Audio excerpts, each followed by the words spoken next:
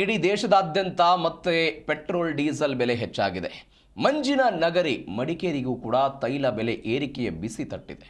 Madikeri petrol ಬಂಕ್ನಲ್ಲಿ no stock board ಎಲ್ಲ ಹಾಕಲಾಗಿದೆ. ದೃಶ್ಯದಲ್ಲಿ ನೋಡ್ತಾ ಇದ್ದೀರಿ ನೀವು.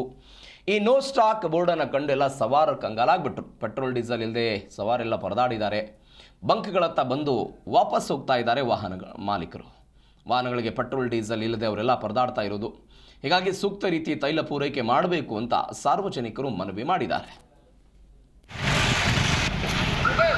ದಿನೇ ದಿನೇ ಪೆಟ್ರೋಲಿಗೆ ಬೆಲೆ ಜಾಸ್ತಿ ಆಗ್ತಾ ಬರ್ತಾ ಇದೆ.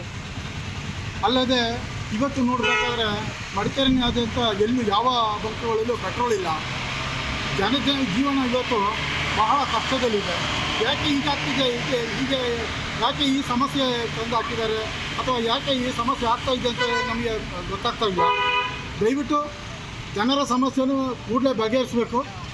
ನಾವು ಇಲ್ಲಿ ಪೆಟ್ರೋಲ್ಗೆ ಅಂತೇಳಿ ಬಂದ್ವಿ. ಇಲ್ಲಿ ಪೆಟ್ರೋಲ್ ಇಲ್ಲ. ನಾವು ಆಟೋ ಓಡಿಸಿ ಜೀವಮಾನ ಮಾಡಬೇಕು. ಗಂಟೆ ಬೇರೆ ಕ್ಯಾನ್ಸರ್ ಪೇಷಂಟು. ನಾವೇನು ಮಾಡಬೇಕು? ಹೀಗಾದರೆ ಹೆಂಗೆ ಬದುಕೋದು? ಪೆಟ್ರೋಲ್ 2 ಪೆಟ್ರೋಲ್ ಬ್ಯಾಂಕಲ್ಲಿ ಕೇಳಿ ಆಯಿತು, 3ರಲ್ಲಿ ಕೇಳಿ ಆಯಿತು. ಅಲ್ಲಿ ಈ ಸ್ಟ್ಯಾಂಡಲ್ಲಿ ಇಲ್ಲ, ಇಲ್ಲಿ ಕೆಳಗಡೆನೂ ಇಲ್ಲ, ಇಲ್ಲಿನೂ ಇಲ್ಲ.